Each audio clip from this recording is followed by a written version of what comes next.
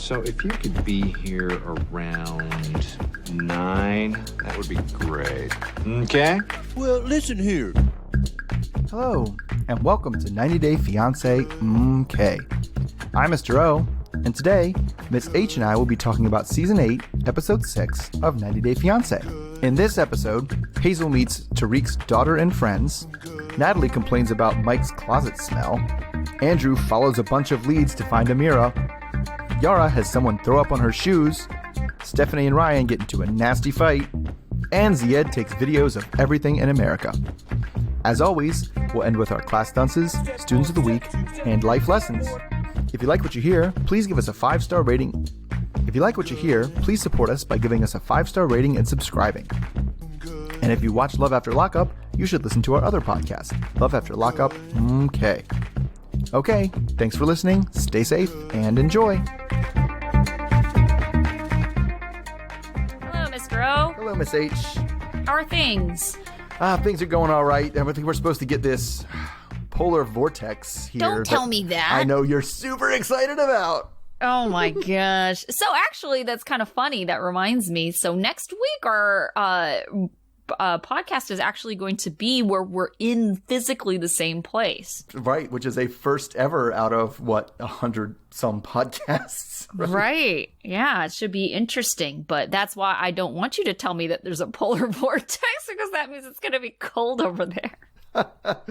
Oh, man. And the reason why we're having a visit is because this week is Mr. O's birthday. Yay. So happy birthday, Mr. O. Right. Or happy early birthday. Yeah. Well, okay. So let me start, because we'll start where the other place where it's cold.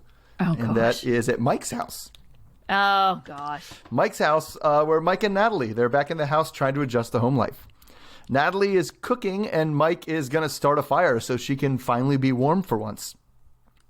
Natalie tells us in an interview that she doesn't really feel at home yet, even 2 weeks after being there. So much so that she hasn't even unpacked, because it'll make it easier to just grab everything and go. But then, after Natalie makes breakfast, they're eating breakfast, and Natalie praises Mike for his diet after he turns down a second croissant. Then asks him about, maybe she can get her own dresser so she can unpack. Mike's a little confused because she could just hang everything in the closet, and, he can make 3 rooms. He can fill out 3 drawers in his dresser.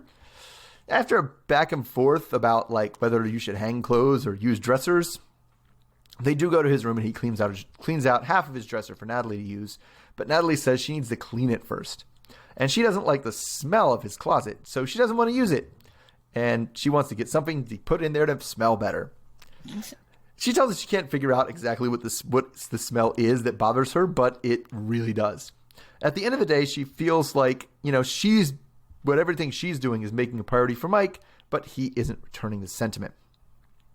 In the next segment, Mike is back at work and Natalie is cleaning the floor, which is always frustrating to watch somebody else do. And she's complaining because she's isolated and has nothing to do but clean the house with no heat and apparently no hot water. Then she gets a call from her mother and starts by saying that everything is okay, which is an overstatement for her mom's benefit, since her mom is really rooting for this relationship very, very hard. She feeds her mom all kinds of white lies about Mike reproposing and giving her the ring and all the wedding planning that they're doing. And they kind of focus in on the ring, where, Natalie isn't sure what's going on with the ring. Is she going to get it back?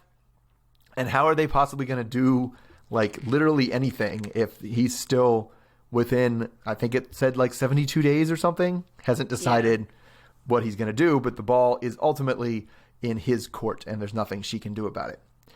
So what do you think Mike's closet smells like? Oh, gosh. I believe her, first of all, let me just say. You just look at his house and you're like, there's an odor. Yep. I think, maybe more of, a little musty smell. I don't think it's, BO or anything like that. But, just if his house is kind of damp and cold all the time and...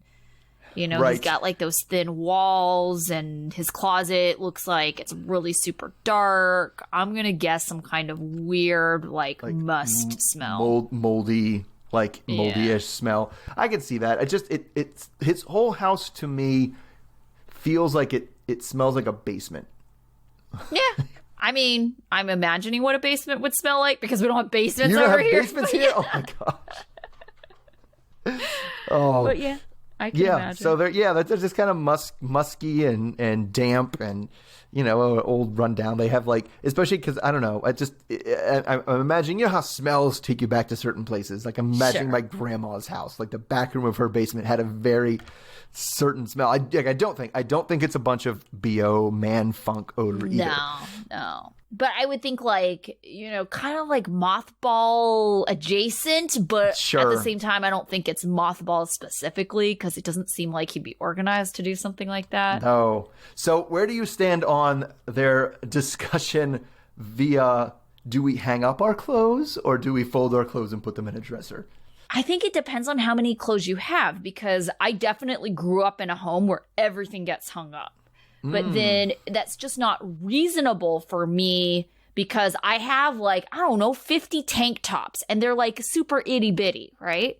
So am I really going to waste that much closet space hanging many up hangers? these little tank tops?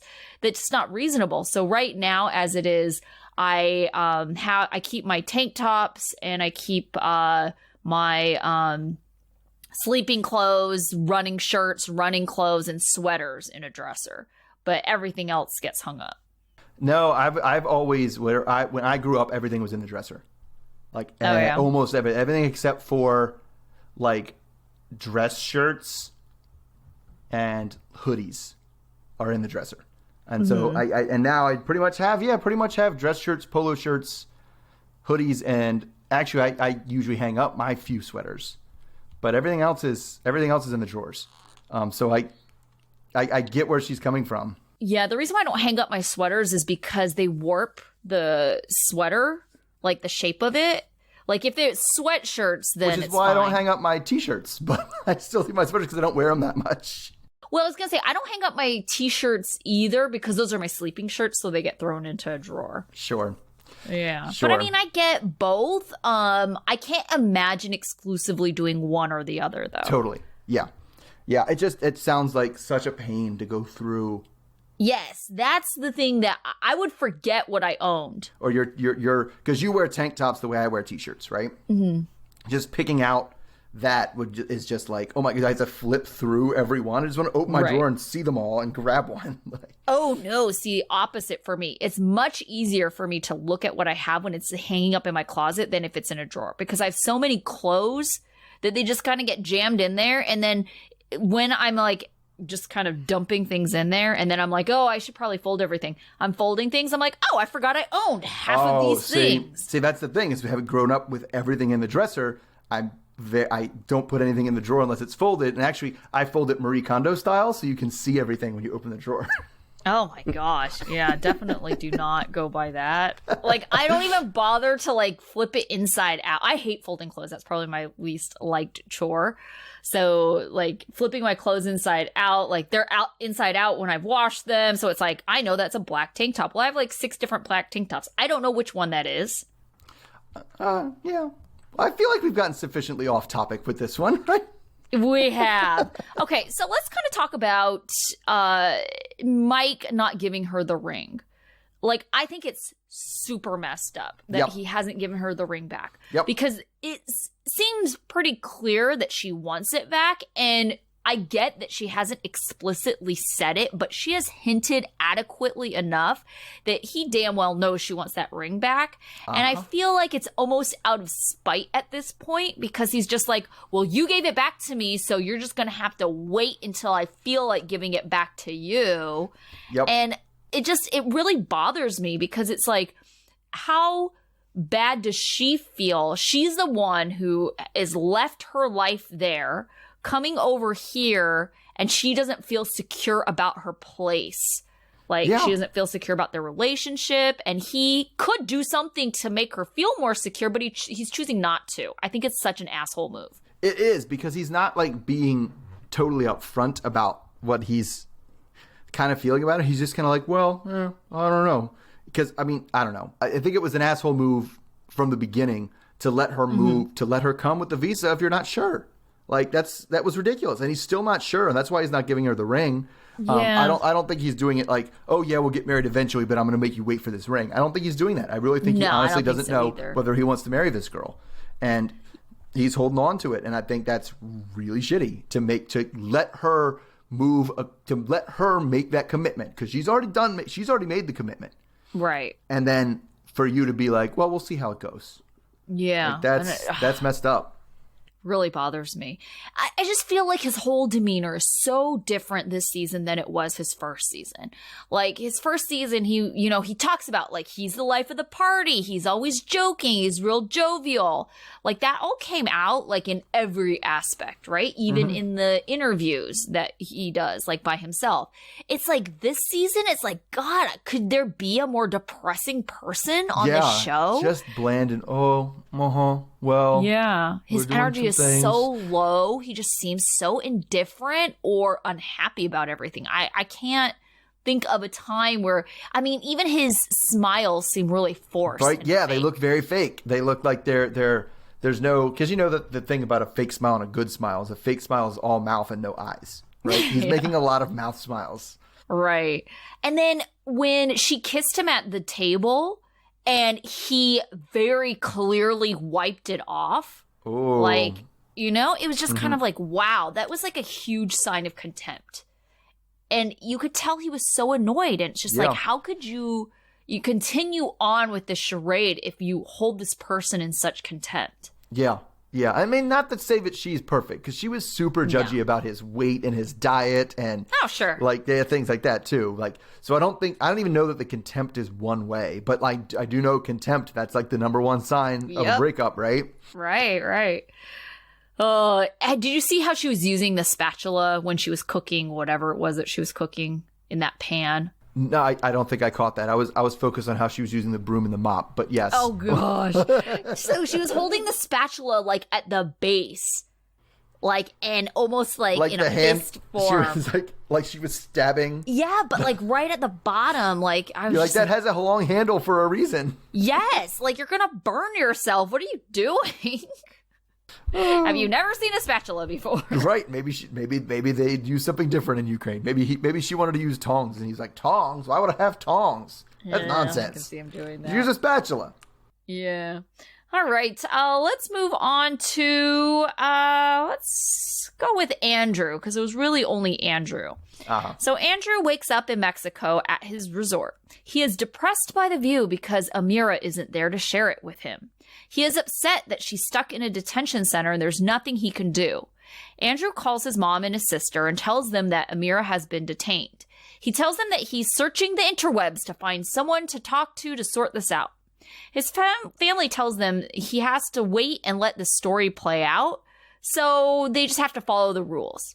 Andrew says that they have a limited amount of time and he's worried that her visa will expire. He doesn't know how long he's going to stay in Mexico without Amira. Andrew realizes that Amira is suffering because he forced this trip. He hopes that tomorrow is the complete opposite of today. Andrew has been calling immigration centers. He says he's been following leads, whatever that means. He finally gets a hold of someone who kind of speaks English, and as soon as he explains what he's searching for, he gets hung up on. He is being very dramatic, saying that every minute Amira is being detained is a minute he's letting her down and their love is fading. He is frustrated that he keeps getting hung up on and that he keeps following leads that are dead ends. Amira's dad is asking Andrew for answers, and Andrew fears that Amira's dad is blaming him for what's happening. Andrew video calls him, his name is Hamdi, and meets him for the first time. Hamdi says that he isn't sure about Mexico and points out that Andrew pushed her to go and he didn't want her to. Neither have heard anything from Amira. Hamdi is visibly upset and Andrew apologizes. Andrew says he's going to keep researching. So Andrew keeps on talking about, I keep following leads, I keep researching. What the heck do you think Andrew was actually doing to get answers? I don't know. I don't know that he's doing anything different than what I would do. I mean, no. Yes and no. I mean, he's calling the airport, right? Yes. He tried to find the phone number to this detention center. He tried to call that. He tried to find he didn't sound like he called any embassies. right? No, that seems like the obvious one, right? Right? I feel like I would, at some point, when I was trying to do this airport stuff, wouldn't you at some point start looking up, like, interpreters and translators in Mexico City? Like, there's got to be a shit ton of them that, like, put them on a conference call and we'll call the airport together. Seems like something I would do, but he just is and he called the airline for that, like, that seems like you're getting desperate by the time you call the airline, because I don't know why I know. like she got off our plane, like we don't know what you're talking about. I was gonna say, well, who exactly would you talk to at the airline? Because the airline is just like the airport. Right, and so the airport, you want to talk to security. Oh, where did she go? And so those are the leads you follow. But I mean, you can't expect that they're going to tell you anything. You're not her relation, right? And so they don't have to tell you anything, and they probably don't. And they might not even have to tell relations anything. Yeah, I feel like what his research is him going on whatever the heck discussion boards that he found this bunk information in the first place, and like asking that community to be like, hey, they're in a detention center. What happens when this happens? And it's just like, that right there should tell you that maybe you shouldn't trust like your information and your sources, because isn't that how we got this harebrained idea to begin with? Yeah, it totally is. I don't know. I have such a visceral dislike of Andrew. I do too. There's something about just him. something do you about know what it is? I can't pinpoint. It's the way he talks. I didn't like that he was throwing the whole time. He was throwing a pity party about, oh man, but he has a So weird way dramatic. of talking. I certainly hope that tomorrow is the exact opposite of today's events as they unfolded through the camera. Like, what are you talking about? He has such a weird way of talking and uses such weird mannerisms that are just like, shut up. Let's just shut up. He is very dramatic, like he's narrating some kind of book. Like his whole thing about like, oh, every minute that goes by, our love is fading. It's like, who talks like that? Yes. He's at like a Ren Fair, and he's like, huzzah! I can see that. Like, oh, he's definitely a Ren Fair dude. Oh, No yeah, doubt for he's a Ren sure. Fair dude. We saw him in his little getup, like at the beginning. Yeah, but he did it for story time, but it was like, you're No, right. but he that has for an Ren outfit Fairs. because he actually uses that. Yeah. I'm pretty sure. I would concur. But yeah, so just the way he's dramatic, and like exactly that. He's narrating it like it's a friggin' like movie or book or something, and it's just it's annoying. Like, and it is so like, annoying. He got Hamdi on the phone. My daughter is missing. You brought her to Mexico. She got detained in a foreign country, and he's like, "Well, that's a nice shirt you have there, sir." Idiot. What? Hamdi doesn't want to hear that. He don't care. I mean, Hamdi has so much restraint. Oh, he does. And it's funny because, we got to see their conversation before. Hamdi is not like Andrew. Oh, no. Not even a little before this, he did not like Andrew. Right. He was like, he makes you cry. He just, why would you do this for this guy? I don't know why he's pressuring you so much. Why is he giving you an ultimatum? Hamdi is not Andrew's like biggest fan. Now you got this going on. Yeah. I don't know. Like, I just his restraint on that phone call, like, okay, tell me if you see anything, and not just like laying into him. Okay. So let's say that you were Amira in this situation, right? Do you think that you could get out of this and be like still feeling the exact same way about Andrew? Wouldn't you be somewhat like resentful of him? I mean, yes and no. And it's similar to, like, an attempted crime versus an actual crime. Like, if somebody runs a red light, right? You ran a red light, and that's a bad thing, and you'll get a ticket. But if you run a red light and hit a car in the intersection, that's a completely different thing. You did the same thing, right? You ran the red light. It's just the first time there happened to not be a car there. So, like, it's not like he did anything. This could have gone off without a hitch. But it didn't, right? So it's like it's hard to judge things based on the outcomes, right? But like, no, you know what I'm saying? The way I kind of see it, like if we're going to use your analogy, is I'm in the car, and it's like getting to be like red. I know it's going to be red. and the person in the passenger is like, just go, go, go, go. And like, you know, and if I were in the car by myself, I would not go. And then I run the red light and then I hit something.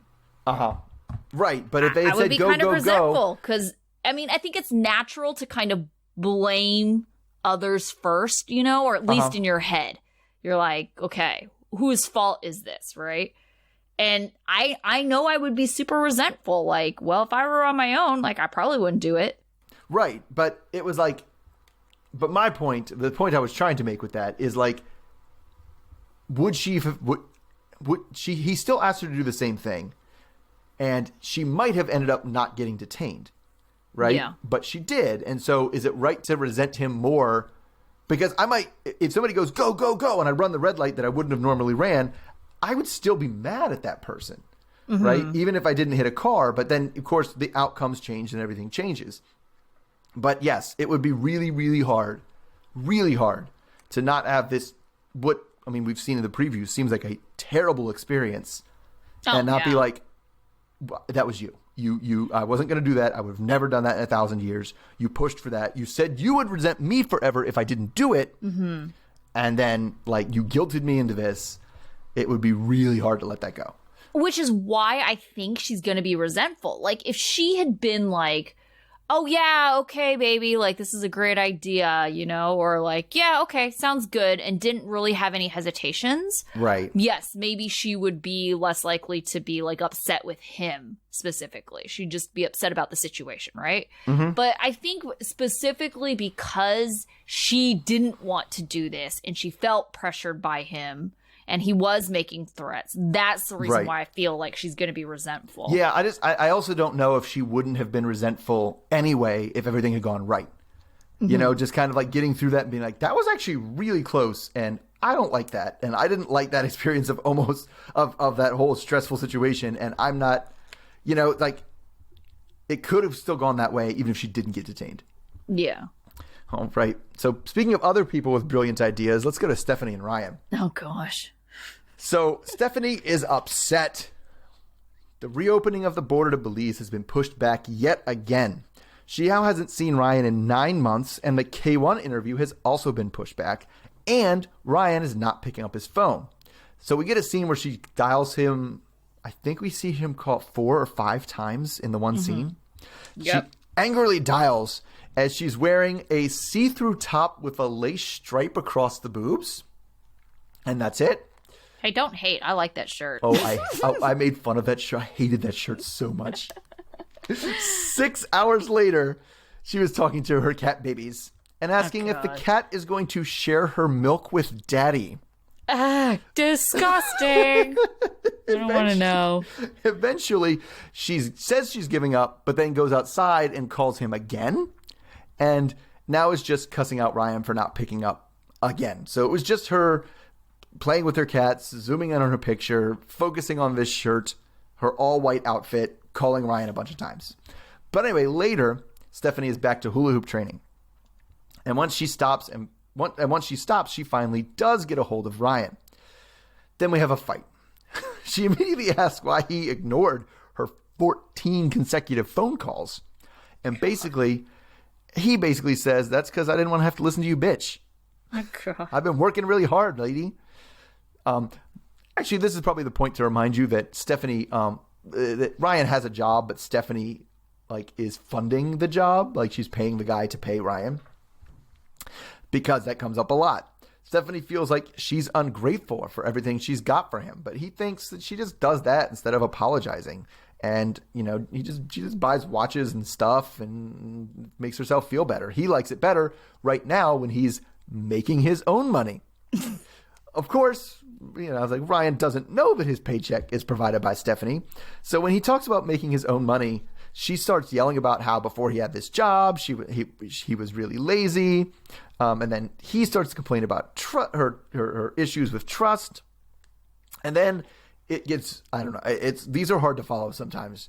She's like, well, you need to think about what you really want. But he turns that around and says, well, I don't have to worry about what I want. I have a plan.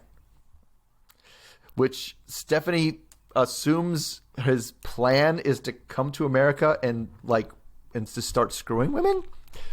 Stephanie tells him that she's been cyber stalking him and has concerns. Why is he on the internet at 2 a.m.? Ryan blows this off and said he wanted to come to America, but now, he's not so sure, especially if he has to come to America with someone who's, calling her crazy. She is stunned that he calls her crazy and says that, and he says she's way past crazy. When she threatens to call the embassy and cancel the visa, he calls her bluff and says, go ahead, go ahead and do that. See if I care. Then she asks why they're engaged, and he says, I don't know. So you'd think they'd be broken up at this point. Yeah. But Stephanie ends the segment afterwards by saying, well, now it's really important that he get here because if I'm going to end this, we're going to do it in person. That makes no sense. Why do people say that? Yes. Okay, so let's start with that. What is she even she wants to bring him to America on a K-1 visa so that she can break up with him? I don't understand. I don't think that's really what it is. I feel like people do this quite a bit, right? They're like, I need to see you in person so I can break up with you face to face. To me, I don't really understand what the motivation is, because if your end game is to never see them again, why are you trying to see them again to never see them again? Right? It doesn't fall in line with the end goal. What I really think is happening is that they want to see that person face to face. They want to force the other person to see them face to face to really see if there is some kind of last thing, maybe I'll feel differently if I see your face and, we're just not fighting over text or over the phone, and so I feel like it's this one last ditch effort to really see if they can connect with the person before they break up. That's my personal theory on the whole thing, which is why I fully am in support of breaking up over text message, or I think better than text message though is a phone call, but over a phone call I think is more than appropriate, especially if you're long distance. Yeah, especially if you're long distance and you just ended a fight with, why are we engaged? I don't even know, right? But I don't know. I guess people say things in fights that they don't mean, but yeah. He didn't even sound like he liked her at all. No, it didn't. It really didn't. And it's but yeah, I think you're right. I think she wanted him to come because she feels like when they're together, they're better. And the longer they're apart, the worse their relationship deteriorates. And so she feels like it's an ebb and flow relationship. And she feels like right now it's at its worst point. And I'm not going to break up with him then. I'm going to see if when it comes back and we're together, if it gets any better.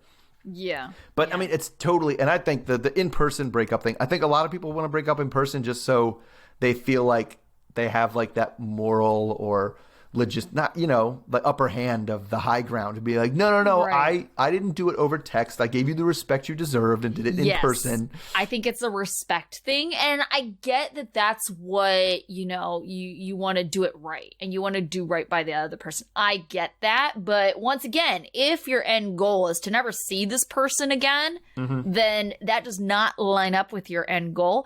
And that's what I kind of feel like the people that insist on seeing the person in real life, I don't know if that they really know that is their end goal. Right. I think their end goal is to really well, let me just see, if I see them again, if I feel any different, it gives me a chance to kind of change my mind and try to That's true. Last time, try save it or something. So let's go back to, okay, you said that Ryan doesn't even seem like he likes her. No, he doesn't. It's weird. Her plan to get him this job completely backfired, right?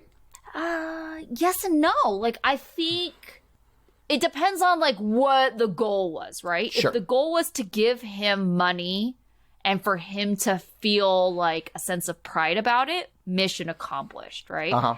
But now he kind of seems he has this attitude I don't need you. Yeah. I've got this job over here. I'm kicking ass. That's what I mean. Is he was wait, it seems to me it was I was dating a sugar mama and now I don't need one because I have my own money. I was making my own money into it. And so really. The idea that she's paying it is I'm really curious how that's going to go down. Because that has to be, like, if you're, that self-pride, I'm working hard, I'm doing what I need to do. And be like, yeah, but your girlfriend was paying you to work for somebody else. And like, oh, geez. Like, because that's got to be, as much as a ego boost it was for that, to be like, oh no, you only had this job because she was paying the bills for it. Like, she was still giving you money. Like, that's gotta really take it out of you. Well, and I was gonna say, I think that's why she can't tell him. Mm-hmm. And I think, however it ends up, like, so he breaks up with her because he's just like, well, I don't need you at the end of the day. Like, I've got my own money. Then, obviously he had, bad intentions and she just needs to let it go. Right. And I mean, like, then her friend can fire him and, or choose to pay him himself, like, right, with his money. But I mean, like, but that's not on her. But I do support her hiding it from him. If the goal was to, have a sense of pride over the money he's earning, then she can't tell him. Yeah. I don't think she can ever tell him, to be honest. I think the friend would tell him. Like, when the friend fires him. Well, yeah, but I mean, like, but I feel like it can't be coming from her, because then one of two things, it can be interpreted as one of two things. It could be interpreted as, like, petty as hell, mm-hmm. like, you told me this because just to hurt me, right? Right, sure. Oh, yeah, all that money you thought you earned by yourself, I was the one paying for it all the time, okay? So that, to hurt you, that's not good. And then the other reason would be, to try to maintain control over him in some way. Right. Like, the only reason why you have that job is because I pay it. So if you want to keep that job, then you better make things right with me. So none of those two reasons why you would tell the other person are ideal in this case. So she just needs to keep her mouth shut. Yeah, I mean, it just goes back to my thing from last year of how terrible a plan this was. Oh, yeah. I do agree that him earning his own money, him earning his keep and actually working for the money is, yes, better for his overall ego, pride, self-worth, mm-hmm. everything like that. But it should have been something more above board and, like, I'll give you, but I'm interested in starting this franchise. I'm interested in starting this. Like, I will pay the seed money for your business and we can work it like that. That would have been a much better way to do it. Okay. Does she sound drunk to you? Because she just sounds drunk to me, like, half all the time. Yeah. A lot of the time. It is. I can't tell how much of it is either, like, she's. I can't tell how much of it is drunk or how much of it is her, like, Michigan accent. I mean, I'm familiar with the Michigan accent, but I don't know. She just sounds drunk. And especially when she says ridiculous things, too. Yes. Like, yeah. This is your last chance. Last chance to do what? Pick up the phone until what? I'm done. I'm giving up. It's over. As she picks up the phone and goes and calls him again. Yeah, that makes no sense to me. Are you going to share your milk with Daddy? That was super gross. It was so gross. Please tell me she doesn't. First of all, you're not supposed to give cats milk. Like, yeah. Like, they're lactose intolerant. You don't, like, oh, my God, I'm crazy. Oh, my God. Okay. Well, maybe it's coconut milk. I suppose she could be giving them coconut milk or something. But it's all, like, vanilla flavored with sugar in it. It cannot be good for your cats. Give your cats cat food. Probably not. She has inspired me, though, because I kind of want to get a hula hoop. Oh, you don't want to get an oil painting of yourself? No, just with all the cats. Did you finally see it? Yes, that time it was freaking weird, right? So weird. Yes, she has, like, a special, like, competition hula hoop too that's, like, extra thick. Oh yeah, I saw. Well, because I was looking them up. They're, like, weighted hula hoops. So I think the idea is if you get a weighted hula hoop, maybe when you have a regular hula hoop, it'll be easier. I don't know. I feel like it would mess up your rhythm. Like, I feel like the weighted ones actually might be easier because I bet. I'm not sure that they're. I would guess that you don't have to go as fast. Because a regular hoop, have you done a regular hula hoop recently? Oh, yeah, that's true, huh? You have to go fast to keep that thing up. And she's barely moving her hips and it's staying up. Well, maybe I'll get a weighted one and I will report back. Okay. Okay, moving on to Rebecca and Zied.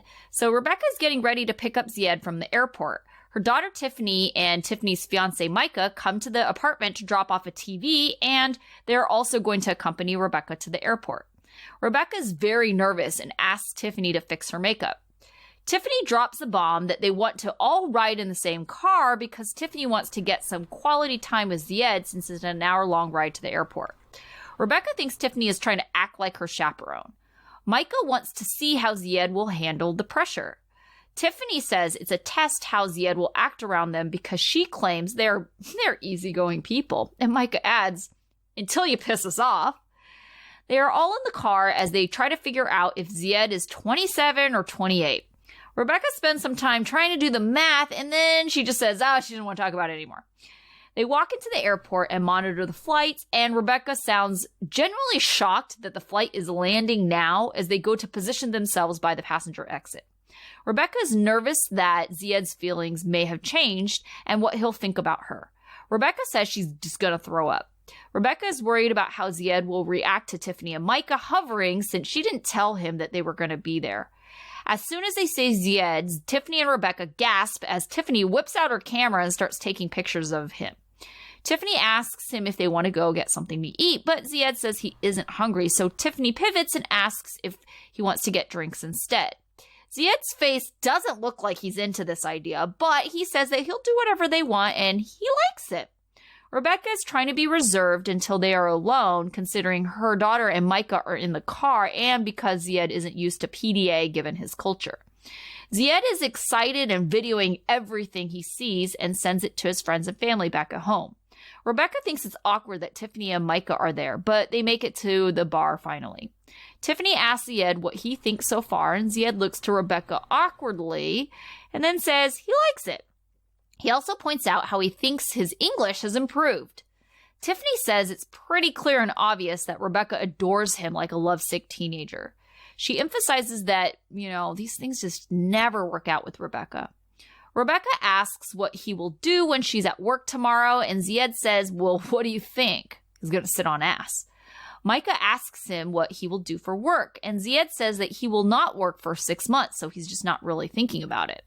They ask, well, what about after that? And Zied says, I don't know, but obviously he will work everything. Tiffany continues to press him, saying that Rebecca's ex also didn't want to work. Zied says he understands where they're coming from, but not to worry.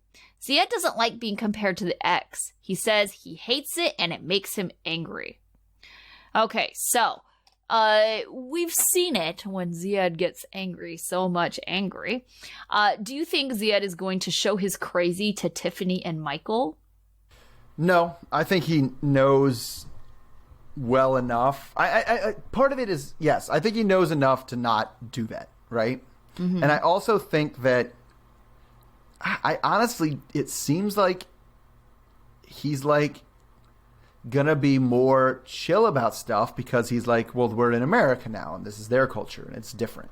And so I definitely think he's gonna be more chill because I think a lot of the stuff he really got angry about was definitely, cultural specific stuff. You can't do that out here in front of these people. Like they're going to try to, I'm looking bad because they're looking at your tattoos and things like that. I have to be a man and stand up to it. And it's like, and he doesn't have that same cultural references to that. And it's not like the son-in-law is going to be the one that's like, because it seemed like most of his anger stuff definitely came out in kind of a possessiveness of Rebecca. Yeah. And I don't know that he would feel that way about her son-in-law, and no matter and how he's interacting with her. Right. I just think that we've seen him kind of fly off the handle for like kind of interesting things. Like there are some things where you would think he would get mad, like the Rebecca lesbian thing, and then some things where you're like, okay, that doesn't seem like such a big deal. But like the tattoo thing, when they were at the hookah bar. It was specifically at the guy looking at the tattoos. Yes, because he fought with her about the tattoos, being like, look, you can't wear that out here. That's unacceptable. And she was like, I'm going to wear what I want. And like, he was mad about that. But finding out she was still technically married, also a kind of a legit reason to get really mad. Yeah, but I find it, he did seem to be on his very best behavior with Tiffany and Micah. Yes. So I wonder how long that can actually last. I don't know. It depends on how long Micah's best behavior can last, because that dude is looking for any reason to get mad. Yeah, which was funny to me that Tiffany was like, oh, we're really easygoing. It's like, are ya? Are you? Your ears are big. You have steam coming out of them. Like, you're clearly so mad. They clearly are treating Zied like they wanted to treat this ex. Right. Like, if we could get this ex back, what would we say to him? Like, that's what they want to go for Zied. And it's like, this is not the same dude. Yeah. Plus, I thought it was interesting that, she says, oh, we're really easygoing. But then Micah's like, oh, well, we'll see how he acts when the pressure's on. It's like, well, who's putting on the pressure? Obviously, you're not easygoing if you're planning on pressuring this guy. Right. Totally. Yeah. And it's like, and you can just see, I mean, I'm not a big Micah fan, right? Because he just was seething the entire time. And even Zied could pick up on it. He's like, okay. Like, you could see when they were like, when they made him ask, is there any pork in this meatball? He was just like, teeth grinding, like ready to go. It just felt like he was almost looking for a fight the whole time. Yeah. But that was Rebecca. Like, Zied didn't make a big deal about it, which kind of makes me feel like now that Zied is in America, like, he'll relax his rules a little bit, Totally. Like, because once Rebecca brought it up, he was kind of like, oh, yeah, is there, pork in this? I can eat this, but he didn't seem to be the one who was concerned at first. Right. I mean, I did love him taking videos and pictures of everything. That's so pretty him, awesome. though. That's pretty on brand, Oh, it's very on brand. Very on brand. Yeah.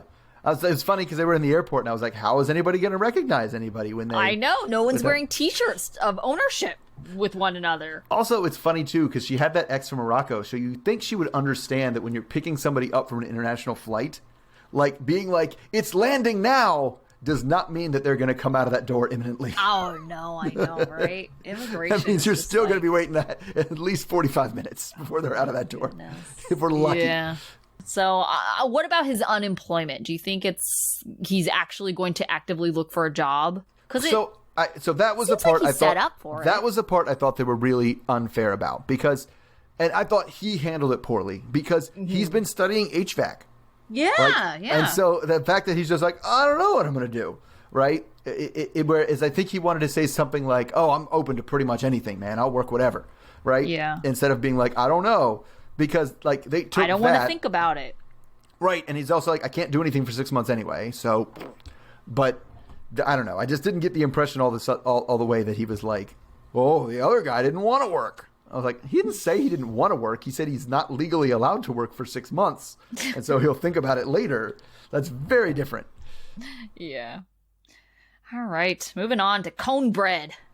Oh, man. I like the cone bread. So, all right. So Tarik is confused about where they're going to put all of Hazel's clothes. Because, surprise to Tarik, she has a lot more clothes than he does. Plus... all of Ari's clothes are taking up space in the wardrobe in his bedroom? He says that's because Ari never sleeps in her own room. Tarik doesn't intend on changing that, but this seems to be news to Hazel, who wants some more privacy for romantic reasons. Tarik reminds us that his future with Hazel he reminds us of stuff all the time, that his future with Hazel is contingent on her getting along with Ari. Then comes the big moment as Tarik brings Ari home. Things start off very well with Ari. She recognizes Hazel and they have a big long hug. And then they sit down and Ari draws. And, Hazel's helping her draw. And she asks if she can do her hair. And Tarik's like, you shouldn't do that. Don't touch your hair. But anyway, then Tarik is talking about a whole big thing about how hard this is. And child with special needs on top of everything. And work. But anyway, now that Hazel's here, Tarik is having a bunch of people over for some barbecue. And that's where the cone bread comes in. And, of course, to meet Hazel. Anyway, some of the guests come ready to party with some tequila and some margarita mix. And everybody settles in to eat. So one friend, I forget what her name was, comes in with a gift for Hazel, which is a nice scarf that they have to show her how to wear. That's not in different ways to wear it. But she says sweetly that this is literally the first time she's ever gotten a gift from a friend. Oh. So then they start talking, and the friends go outside for the interview and start telling stories about Tarik's wilder younger days, including about some crazy stuff from his bedroom, and how they're surprised he's settling down to get married. Eventually, the conversation turns to getting Hazel's son from the Philippines, which Tarik doesn't want to. There's a process that Tarik doesn't want to start because he reminds us, again with Tarik reminding us, about how he had been in contact with Minnie, and like he has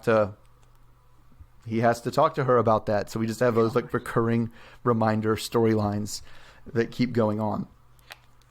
So I don't know. I thought the meeting with, so it was really about meeting two different people. Is meeting Ari and meeting Tarik's friends. And so I thought they both went fine. I thought Ari went really well. Yeah. I mean, as fine as it's going to be, Sure. Considering her age and how shy Hazel kind of is to begin with. Yeah. You know? Yeah, it was kind of funny the way she kind of came down the stairs. Like, am I allowed to come down the stairs? Yeah. Like, am I looking?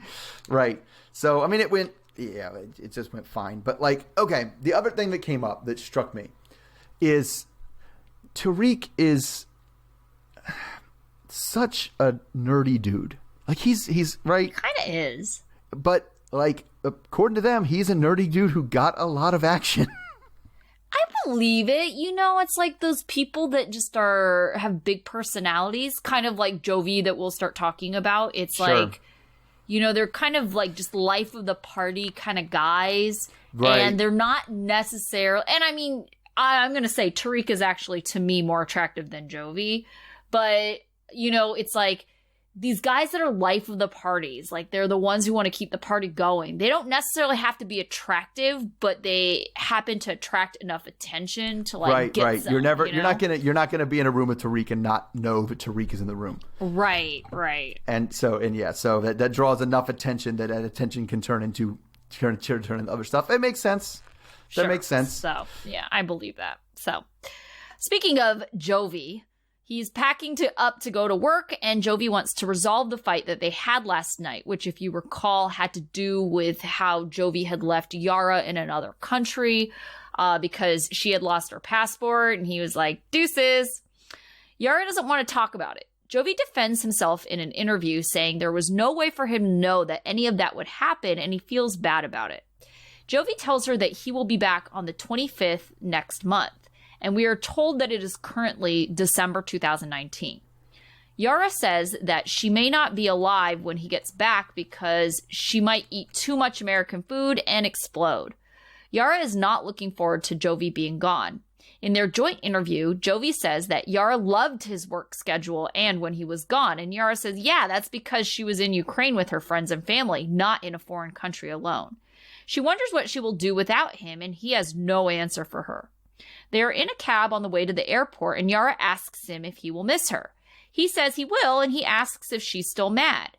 Yara says that she's not mad, but when she thinks about that situation, she just gets really sad and feels things she can't control. Yara says that even though they fight a lot, she doesn't want him gone, and she will miss him. They kiss goodbye as Yara asks him how much will he miss her in dollars. He has no answer for that and heads to the security line. He does a quick look back at her. Yara is recounting the horrors of New Orleans, including how she was walking in the city and someone threw up on her shoes around noon. She wonders who is that drunk in the middle of the day. Jovi's friend Sarah invites Yara to go get her nails done. And Yara says yes, even though they've never met in person because, you know, she says, oh, well, I'm bored and I guess I need friends. Yara thinks she needs to make an effort to make friends if she's going to live there. Sarah thinks Jovi is rushing into things, and Sarah just wants to get to know Yara more. Yara is immediately impressed by the massaging chair. Sarah starts asking probing questions almost immediately, including when they will have kids and what her plans are. Sarah is skeptical of Yara's dream of owning a salon because Jovi has never changed for anyone and he loves his job. Yara says she's nervous because Jovi can act like a kid. Sarah talks about Jovi's habit of getting drunk and doing things he doesn't remember. She also tells Yara about his propensity for strippers and sleeping with them. Sarah also talks about how Jovi's ex once got so drunk she peed herself in bed. Yara says that she's not interested in party Jovi and she wouldn't be there if, he's going to stick around. Yara is confused why Sarah's telling her all these bad things. She thinks that Sarah's trying to be funny, maybe, but wonders if she also, Yara, has been ignoring these signs. Yara is concerned that she doesn't even really know this guy. All right, so it doesn't sound like Sarah has a whole lot of high respect. Doesn't for have Jovi. a high opinion of Jovi. No, not a high opinion at all. What do you think was Sarah's motivation for throwing Jovi under the bus? Well, I mean, it depends on how earnest you want to be. I think her motivation was the producers told her to tell all the bad stories about Jovi. Sure.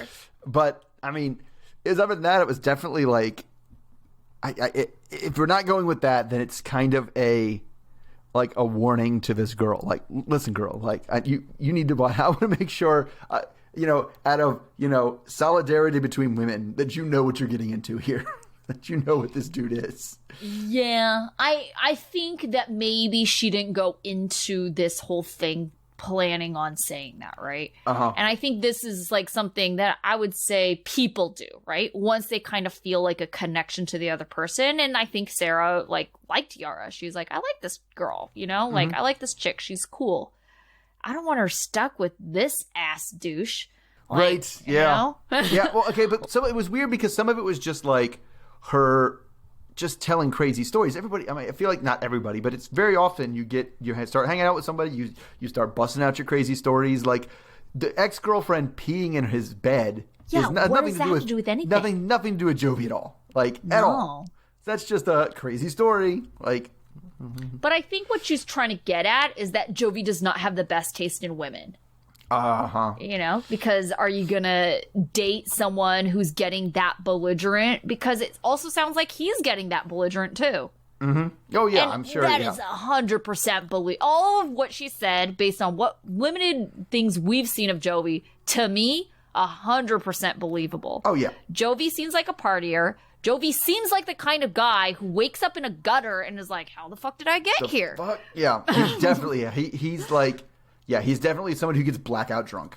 Just blitzed, totally blitzed. Doesn't know what he was doing. It was like, that was a fun night, I guess. I think I remember. Let's do it again. We'll find out. I don't know if I would really look at Jovi and be like, oh yeah, he really likes strippers and he likes dating strippers. I don't know if I would gather that from what we've seen, but it also doesn't surprise me because he just seems like someone who likes to have a good time. Right. And so I would have guessed he would be a bit of a player, he would sleep around a lot, but I wouldn't necessarily be sleeping with and that I don't want to belittle strippers. There's nothing different. There's not really a big difference between sleeping with strippers and sleeping with anybody else you picked up in a bar, right? Right. It's just it's a job, but it's the strip club thing, and that's interesting that she was she knows he drinks, she knows he goes to bars, but the strip club thing is it seemed like new information to her. I think it doesn't surprise me when I hear that he's picking up girls from strip clubs because I kind of feel like he's someone, and I think Sarah's trying to allude to this too, is that he's someone who just doesn't take anyone really seriously. He's probably never had a serious relationship. Right. And so in Jovi's mind, it's probably easy for him to be like, oh, well, if I, hook up with the stripper, that's not going to end up in something long term. Yeah, it's a stripper, which doesn't really show a lot of respect for the strippers, but I don't think he has a lot of respect for anybody. No. I mean, look at how he treats Yara. He definitely doesn't. Yeah, no, but he also has that, because he's clearly his behavior with Yara tells me he's never been in a long-term relationship because he doesn't, he just thinks it's it kind of is gross 50s things. We can have kids and it'll be fun. I'll play with them. I'll do whatever. And I'll go to work and I'll bring home the bacon. That's what I do. I bring home the money. Yeah. So it's that old timey, make believe thing that he's thinking of. No, it's going to be a lot of work for you, man. Or it should be, else you're an asshole. Yeah. But I don't know. I could not stop laughing at Yara just being like, they threw up on my shoes. We got a glimpse of her shoes. I was like, oh man, she's got some really nice shoes. She like, does. There were a couple and if it was pairs like, that I was it was yeah, like there were a couple pairs like, and it depends on which ones they threw up on. Like, could you imagine if they threw up on like the one with all the sequins and stuff on it? Like, oh my no, because it would like just be on her foot essentially. Yeah. There's no protection. No protection, and you can't. How are you going to clean under all of it? It's done. Those shoes are throwaways. Like, yeah. And those were the cutest shoes. I was like, oh, I love those shoes. I was like, I don't know which ones they got thrown up on. If it's like, oh, please, like throw up on the Chucks or something. But she's like, they threw up on my shoes. I know. I would have the exact same reaction. And then, yeah, Jovi's gonna sit here and tell us no one pees on the streets of New Orleans. Come on. The streets are clean. I can walk around and walk inside. No, dude, someone just vomited on your girl's shoes. Literally the first thing she said when she went to Bourbon Street is, it smells like pee. He's like, nobody pees on me. Oh, man. Jovi is delusional. It's funny because people like Jovi, right? And I've known people who really like New Orleans, right? And it's a kind of almost like refreshing to see someone who like Yara who goes there and is like, this place sucks. Yeah. Like, because I think people who really like New Orleans can't remember most of what they did in New Orleans at any given time. And those are the people that like it the most. And then you kind of wonder, too, because, especially because Jovi's from the Bayou. So I think to him, it's kind of like, ooh, big city. Like, this is great. It's got all these things that we don't really have, like out in the country, like all these bars that I can go to, especially someone who drinks, right? And I can walk around and there's like a nightlife and so many like cute people out. Like, I can definitely see how someone like him looks at all of those things and thinks party good times. And then someone else like Yara kind of looks at the exact same thing as like, I don't want to live in this pee and vomit infested like street, like strip of gross. Bars and nightclubs. Like, that's not, definitely like that. I would see that. Jovi is like, what's good about cities is like the bars are close together. Yeah. That's the primary advantage of cities. I can go bar hopping. Yeah, and I can walk to the bars or quick Uber. I think that would be his, ideal. Right. And why would he want to go to bars? Because he is a really social person. So he wants like cute people around, cute young people around. Right. But it's definitely, he doesn't care if there's like if there's a gym within distance, any kind of cultural thing, parks. Nope. Just close bars. Okay, so we did not hear from who this week? Brandon and Julia? Oh, yeah, Brandon and Julia. Oh, so speaking of which, did you catch the 90-Day Diaries? They had a preview. No. Is this one of these Discovery Plus things? Okay, so they're promoting hard this Discovery Plus. And so right after 90 Day Fiance is a show called Unexpected, which I kind of like casually watch. And by casually watch, I mean sometimes I just like let it run in the background, So I'm like vaguely aware of what's going on. But anyway, so it was running on in the background. And right after Unexpected, they had the 90 Day Diary, the preview. So they did an update of Alexi and Lauren, which they're so adorable to me. And so it's kind of like their first few months with Shy, their newborn boy baby, that they had earlier this year, I think around April time. And there wasn't anything new going on with them, all like the same old, like what you would expect to see, like with new parents, them trying to balance, themselves defining themselves as a couple versus like themselves as like parents and the whole thing. So just like a lot of that. It seemed like they were super cute, like because it's the pandemic, they really seem to be doing things like Pharaoh as equal as you can, because they did show that they're also sleeping in separate rooms because Lauren is pumping, and so it's really difficult for Alexi to get sleep, and so they're sleeping in separate bedrooms. When you're breastfeeding, it's really hard to actually divide evenly. Yes. So, I mean, but he seemed like he was definitely like, giving baths and changing diapers and doing all the taking care of stuff. So that was cute. But I thought what was interesting was Courtney was on there. So if you recall from the pandemic episode, Courtney, who was originally on the show with Before the 90 Days, dating Antonio from, I think he was in Spain. She was on the show, the pandemic show, with like that German dude, right? Dude. What was his name? I can't even remember it. I just saw it. He was the weird German dude. Yes, he was the weird German dude, right? With the really cute golden retrievers.